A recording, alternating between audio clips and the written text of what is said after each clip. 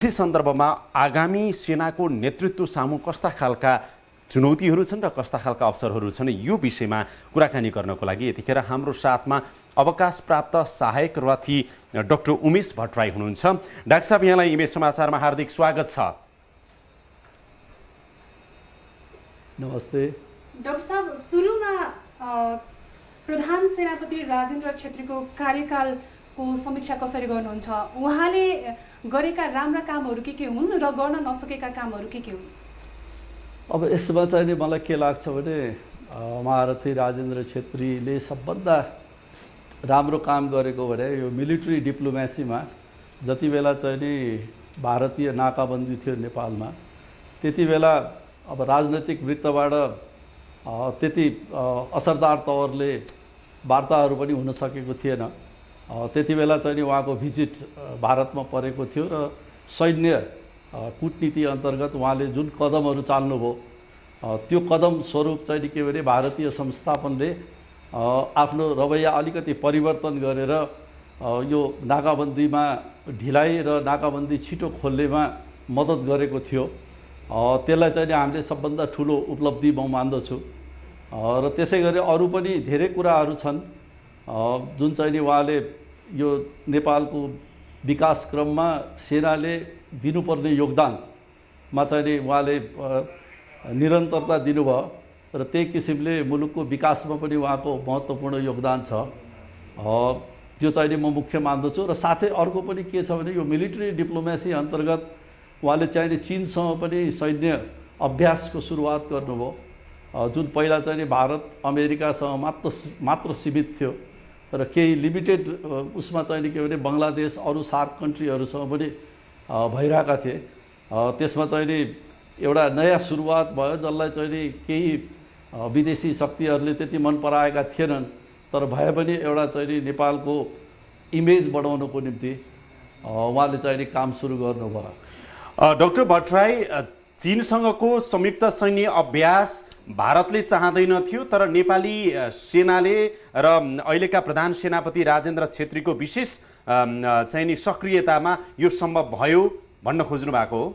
Exactly, मैले त्यो किन भन्दाखेरि अब लिडरसिपको त डेफिनेटली रोल भइहाल्छ र उहाँले जुन किसिमले चाहिँ नि चीनसँगको सम्बन्धमा महत्त्व दिनुभयो त्यति बेला त्यो चाहिँ नि ज्यादै सराहनीय जस्तो लाग्छ मलाई र यो कन्टिन्यू हुन्छ भन्नेमा म विश्वस्त छु। डाक्टर भट्टराई, यो सँगै नाकाबन्दीको समयमा सेनाको भूमिका, नाकाबन्दी खुलाउनलाई भारतीय सेनाका अध्यक्ष अथवा उहाँ मार्फत त्यहाँका प्रधानमन्त्री मोदीसँग नेपाली सेनाको तर्फबाट पनि जुन खालको लबी भयो भन्ने हिसाबले तपाईँले कुरा गर्नुभयो, यसलाई अझ स्पष्ट पारिदिनुहोस् न। किनभने बाहिर आएको कुरा त के छ भनेदेखि नेपालको राजनीतिक तवरबाटै त्यति बेलाको नेतृत्वले नै राजनीतिक रूपमा पनि चाहिँ नि ठुलो चाहिँ नि एउटा दबाब दिएको थियो र त्यति बेलाका प्रधानमन्त्री केपी ओली, जो अहिले पनि प्रधानमन्त्री हुनुहुन्छ, भारतले नाकाबन्दी फिर्ता नलिकन चाहिँ नि म भारत भ्रमणमा जान्न भन्नेसम्मको कुराहरू पनि उहाँबाट आएको थियो। तर यही बिचमा नेपाली सेनाको भूमिका चाहिँ खासमा भित्री रूपमा के हो? अब यसमा के रह्यो भन्दाखेरि भारतले जुन किसिमले नेपालको बारेमा युनाइटेड नेसन ह्युमन राइट्स काउन्सिलमा कुराहरू उठाएको थियो। पहिला 4वटा विषयहरू थिए र त्यसपछि गएर 16मा 15मा चाहिँ नि 4वटा मुद्दाहरू उठाएको थियो र 16मा गएर चाहिँ नि यसलाई ह्युमन राइट्स र अनि पोलिटिकल इस्युसँग पनि जोडेर उसले चाहिँ नि नेपाललाई त्यति बेला अन्तर्राष्ट्रिय समुदायमा नराम्रै बनाउन खोजेको हो। र त्यसमा चाहिँ नि जुन किसिमले अहिले प्रधानमन्त्री हुनुहुन्छ केपी ओली, उहाँले जुन स्ट्यान्ड लिनुभएको थियो र त्यो स्ट्यान्ड यथावत भइरहेको भएदेखि सायद चाहिँ नि यो इम्बार्गो चाहिँ नि लम्बिन पनि सक्थ्यो।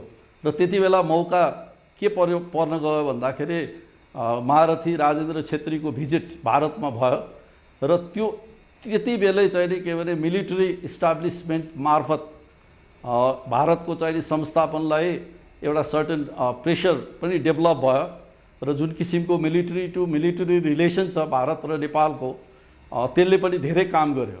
र त्यसपछि त्यसको फलोअप पनि मलाई जहाँसम्म लाग्छ महारथी राजेन्द्र छेत्रीले अरू जर्नलहरू पठाएर त्यसलाई कन्टिन्युटी दिनुभयो र त्यो फलस्वरूप चाहिँ के भने भारतले अलिकति सफ्ट लाइन लिएर यो इम्बार्गोलाई चाहिँ छोट्यायो र एउटा सहज वातावरण बन्न सक्यो भन्ने कुरो चाहिँ नि मिडियाहरूमा पनि आएको कुरो हो। यो मैले मात्रै भन्न खोजेको होइन र मैले मिडियामा जे आएको छ त्यही कुरालाई हाइलाइट गरेको हो। डाक्टर भट्टराई, प्रधान सेनापति राजेन्द्र छेत्रीले आफ्नो यो 3 वर्षको कार्यकालमा गर्न नसकेको कुराहरू चाहिँ के हो त? अब गर्न नसकेको कुराहरू त अब उहाँसँगै स्पष्ट सोद्धाखेरि राम्रो होला। जुन बाहिर आइसकेको तपाईले बाहिरबाट हेर्दाखेरि तपाईँ त अवकाश प्राप्त सहायक रथी पनि हुनुहुन्छ, नेपाली सेनाभित्र रहेर काम गरिसक्नु भएको छ। अहिलेको प्रधान सेनापतिले यो गर्न सक्नुहुन्थ्यो तर त्यो चाहिँ गर्नु भएन भनेर बाहिरबाट हेर्दा तपाईँले भन्नु पर्यो भने के भन्नुहुन्छ? अब यसमा नेपाल आर्मीको ठुलो सफलता यो चाहिँ जुन फास्ट ट्र्याक अहिले बनिरहेछ यो कम्प्लिट भयो भने सफलता मान्नुपर्छ। किन भन्दाखेरि जुन किसिमले अरू मतलब भारतीय कम्पनीले पनि राम्रोसँग आफ्नो प्रोग्रामहरू ल्याउन नसकेको अथवा हामीले एक्सेप्ट नगरेको त्यो अवस्थामा सेनाले चाहिँ नि लिएको हो। तर सेना विवादित पनि छ यसमा। किन भन्दाखेरि सेनालाई चाहिँ नि एउटा बिचौलियाको रोल मात्रै गर्यो, क्यापेसिटी यसको खासै केही पनि छैन। तर ठेकेदारहरूलाई चाहिँ नि लगाएर टोटल कस्ट बढाउने काम मात्रै भयो भन्ने ब्लेम पनि छ। अब त्यो त कतिसम्म होला त्यो कुरो समयले बताउला। तर जे भए पनि यो कम्प्लिट भयो भनेदेखि यसको श्रेय चाहिँ नि डेफिनेटली महारथी छेत्रीलाई नै जान्छ। र अरू कुराहरूमा चाहिँ नि अब केही विवादित कुराहरू चाहिँ नि भएका छन्, जस्तो अब सेना चाहिँ नि व्यवसायीकरण राम्रोसँग हुन सकेन भन्ने कुराहरू छ। जस्तो चाहिँ नि पदोन्नतिको विषयमा चाहिँ नि धेरै गुनासाहरू पनि सुन्न आएको छ। अब त्यो चाहिँ नि के भन्दाखेरि अलिकति नियमहरू पनि त्यस्तै किसिमको बनेका छन्। र फास्ट ट्र्याक जुन महारथी गौरव शमशेरको पालामा सुरु भएको थियो त्यसमा चाहिँ नि पछिल्लो समयमा परिमार्जन सकारात्मक रूपले अगाडि बढेन कि भन्ने पनि गुनासाहरू छन्। अब त्यसलाई चाहिँ नि कमी कमजोरीको रूपमा लिन पनि सकिन्छ। र त्यसै गरेर चाहिँ नि जुन यो भेटरान हस्पिटल अहिले त्रिचन्द्र मिलिट्री हस्पिटल अस्ति मात्रै उद्घाटन भयो त्यसमा पनि यदाकदा चाहिँ नि यो मलहरू बनाउने भाडामा दिने भन्ने विषयहरूमा चाहिँ नि धेरै गुनासाहरू आए। अब यी कुराहरू र साथै चाहिँ नि के भने सेनालाई कसरी व्यवसायीकरण गर्ने, यसलाई कति चाहिँ नि सक्षम बनाउने र कति चाहिँ नि सेनाले यो पुँजीवादी सिस्टमपट्टि गएर चाहिँ नि यो फ्याक्ट्रीहरू चलाउने, जस्तो हेतौडा सिमेन्ट हेतौडा कपडा कारखाना चलाउने भन्ने विषय छ। यी कुराहरू चाहिँ नि अलिकति अलि डाइजेस्ट नहुन सक्छ। किन भन्दाखेरि अहिलेको अवस्थामा हामीले हेर्ने हो भने सेनामा जाने जुन इन्टेक छ त्यो चाहिँ नि उत्कृष्ट अथवा 1 नम्बरको इन्टेक चाहिँ नि भइरहेको छैन। किनभने फर्स्ट ग्रुपका मान्छेहरू युवकहरू चाहिँ नि प्राय गरेर वेस्टर्न कन्ट्रीतिर जाने, त्यसपछि अरू गल्फतिर जाने र चाहिँ नि त्यो क्रेज चाहिँ नि हामीले बढाउन सकेका छैनौँ। सेनामा स्कोप बढाउन नसकेर पनि हुन सक्छ। तपाईले भने जस्तै राजेन्द्र छेत्रीले उहाँको कार्यकालमा यो काम मैले गरेँ, यो चाहिँ गर्न सकिनँ भनेर उहाँले आत्मसमीक्षा त गर्नु नै होला। तर अब हुनेवाला जुन कायम प्रधान सेनापति हुनुहुन्छ पूर्णचन्द्र थापा, उहाँको लागि चाहिँ के कस्ता चुनौतीहरू छन् र अवसरहरू के छन् जस्तो लाग्छ? होइन, अवसरहरू त प्रशस्तै छन्। अब जस्तो मैले अहिले भर्खरै पनि कुरा उठाइसकेँ। पहिला चुनौतीको कुरा गरौँ न। चुनौती के छन् पूर्णचन्द्र थापालाई र उहाँलाई अवसर के छ? अब चुनौतीहरू पहिला त के भन्दाखेरि सेनालाई व्यावसायिक बनाउने नै छ।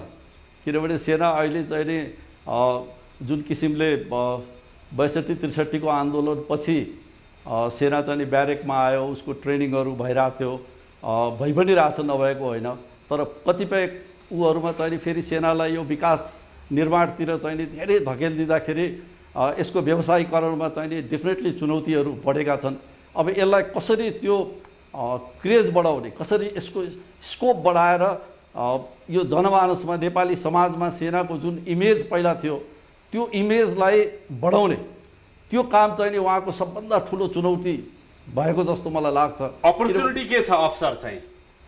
अब अवसरमा चाहिँ नि के भने हाम्रो समाज ज्यादै नै सेनाप्रति पोजिटिभ छ, सकारात्मक छ। अब त्यो पक्षलाई चाहिँ नि के भन्दाखेरि अहिलेको युवाहरूमा त्यो क्रेज बढाउन सक्नु पर्यो।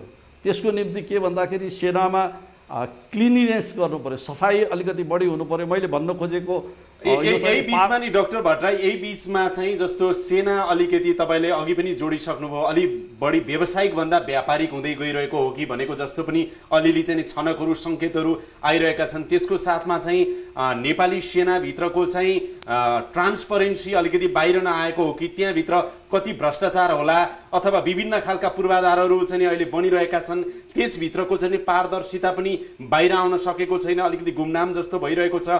यस्तो अवस्थामा चाहिँ कतै सेनाको इमेज विगतको विरासत जस्तो थियो अब बिस्तारै क्षण हुने त होइन भन्ने चिन्ता पनि त छ नि सँगसँगै। होइन, डेफिनेटली यहाँले रेज गर्नुभएको कुरो एकदमै सान्दर्भिक छ। जस्तो अब यो व्यापारीकरणको कुरामा चाहिँ के भने कुनै पनि सेनाले आफूलाई चाहिने लत्ता कपडा आफ्ना सामानहरू सेनाले प्रयोग गर्ने दैनिक सामानदेखि लिएर गोलीगट्ठादेखि लिएर यी कुराहरू चाहिने के भने सेनाले आफैले उत्पादन गर्छ। अब यसको निम्ति चाहिने के भने अरू आर्मीहरूको पनि एक्जाम्पल हेरे हुन्छ, तर सेनाले चाहिने के भन्दाखेरि म प्रोडक्सन गर्छु, जस्तो अब हेतौँडा कपडा कारखानाकै कुरा गरौँ, त्यसलाई पुरै म चलाउँछु, त्यसपछि म चाहिने बिक्री गर्छु अनि सर्वसाधारणलाई पनि हुने किसिमले म चाहिने एउटा नाफा कमाउने उद्देश्यले जान्छु भन्यो भने त्यो मिल्दैन, किनभने सेना नाफा कमाउने उद्देश्यले बनेको संस्था होइन। त्यो चिज चाहिने सेनाले जहिले पनि बुझ्नुपर्छ। यो पारदर्शिताको कुरा नि जुन अलिकति भित्र भ्रष्टाचार कतै छ कि विभिन्न खबरहरू पुष्ट अपुष्ट खबरहरू आइरहेका हुन्छन्, त्यहाँभित्र पारदर्शिता चाहिँ नेपाली सेनाभित्र अझै बढाउन जरुरी छ भन्ने कुरामा तपाईँ पूर्णचन्द्र थापा जो अब चाहिँ भावी नेतृत्व सम्हाल्दै हुनुहुन्छ उहाँलाई के सुझाव दिनुहुन्छ? अब यसमा चाहिने के छ भने अहिले धेरै गुनासोहरू छ, जस्तो सेनामा चाहिने करप्सनको लेभल छ, माथि नै छ भन्ने कुराहरू आइरहेछन्। अब यो चिज छैन भन्ने कुरा देखाउनको निम्ति जुन संवैधानिक व्यवस्था छ, अख्तियार दुरुपयोग निवारण आयोग, त्यसले चाहिने सेना, त्यसपछि संवैधानिक अङ्गका प्रमुखहरू, न्यायालय, त्यसलाई चाहिने नहेर्ने भन्ने जुन सिस्टमहरू छ, संवैधानिक प्रावधान छ, त्यो वास्तवमा फल्टी छ जस्तो लाग्छ। किनभने सेनालाई पनि त्यो दायरामा लिएर आएर यदि सेना ट्रान्सपरेन्ट छ र त्यहाँ कुनै किसिमको भ्रष्टाचारहरू भएको छैन भने यो निकायले सेनाको चाहिने सम्पूर्ण चिजहरू चेक गर्दाखेरि हामीलाई चाहिने कुनै त्यसमा हामीले अन्यथा लिनुपर्ने अवस्था चाहिँ हुँदैन। अन्त्यमा डाक्टर साहब, जस्तो यहाँले अघि पनि थोरै कुरा कोट्याउनु भएको थियो कि नेपाली युवाहरूप्रति, नेपाली सेनाप्रति जुन आकर्षण छ त्यो अलिकति घट्दो छ भनेर भनिरहनु भएको थियो। यस्तो अवस्थामा अब नेपाली युवाहरूमा नेपाली सेनाप्रति आकर्षण बढाउन के गर्नु पर्ला, छोटो भनिदिनुहोस् न। अब यसमा चाहिँ के भने पहिला सेनालाई व्यावसायिक बनाउनु पर्यो, यो सबै खालि विकास निर्माणमा मात्रै दौडिने त्यो परिपाटी छोड्नु पर्यो र जहाँ चाहिने के भने सिभिल ठेकेदारले गर्न सक्दैन त्यो ठाउँमा च्यालेन्जको हिसाबले चाहिँ सेनाले अगुवा भएर चाहिँ काम गर्नुपर्छ। त्यसमा चाहिँ सेनाले गर्नै पर्ने हुन्छ। अरू कुराहरूमा चाहिँ के भने पहिला आफ्नो छवि बनाउनु पर्यो, एउटा भ्रष्टाचार मुक्त चाहिँ यो संस्था हो भन्ने कुरा देखाउनु पर्यो र त्यहाँ चाहिँ स्कोपहरू बनाउँदै लानु पर्यो। अफसरको निम्ति अथवा हरेक तहको जवानको निम्ति चाहिँ एउटा गरेर खाने ठाउँ चाहिँ बनाइदिनु पर्यो र त्यसपछि प्रमोसन सिस्टम चाहिँ क्लिन बनाउनु पर्यो। जुन किसिमले अहिले गुनासोहरू आइरहेछ, आफ्ना मान्छेलाई पदोन्नति दिने, एउटा राम्रो मान्छे चाहिँ घर जानुपर्ने त्यस्तो अवस्था संस्थामा आयो भनेदेखि त्यो संस्था चाहिँ राम्रो बन्न सक्दैन र त्यसले कन्ट्रिब्युसन दिन सक्दैन कन्ट्रीलाई। त्यो कुरो चाहिँ लिडरसिपले राम्ररी बुझ्नु जरुरी छ र मलाई जहाँसम्म लाग्छ अबको प्रधान सेनापति बन्नुहुने रथी पूर्णचन्द्र थापाज्यूले यसलाई चाहिँ महत्त्वका साथ अगाडि बढाउनुहुन्छ भन्नेमा म विश्वस्त छु र उहाँ ज्यादै कम्पिटेन्ट अफसर हो र मलाई उहाँलाई चाहिँ म यस विषयमा शुभकामना र सुझाव पनि दिन चाहन्छु।